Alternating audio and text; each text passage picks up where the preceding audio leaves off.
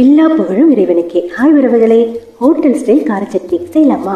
ஒரு ஃப்ரை பேனில் எண்ணெய் விட்டு சூடானதும் காரத்துக்கு 2 காஞ்ச மிளகா, கலருக்கு 2 காஷ்மீரி சில்லி, ஒரு 20 பல் பூண்டு, ஒரு துண்டு இஞ்சி, கூடவே ஒரு கொத்து கருவேப்பிலை சேர்த்து வதக்கிக்கலாம். இது ஓரளவுக்கு வதங்கினதும் மெலிசா நறுக்கி வச்சிருக்கு 3 பெரிய வெங்காயத்தை சேர்த்துக்கலாம். டேஸ்ட்டுக்கு 1 ஸ்பூன் கல்லுப்பு.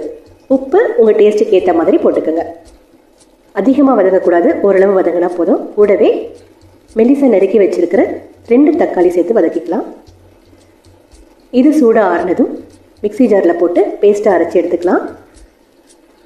எண்ணெயில் கடுகு, உளுத்தம் பருப்பு, சீரகம், கருவேப்பிலை, தேவைப்பட்ட காஞ்ச மிளகாய் சேர்த்து தாளித்து அதை அந்த பேஸ்ட்டில் சேர்த்து ஒரு கொதி வர அளவுக்கு அதை குக் பண்ணி எடுத்துக்கலாம். இட்லி தோசைக்கு செம்ம காம்பினேஷன். ட்ரை பண்ணி பாருங்கள் உறவுகளே.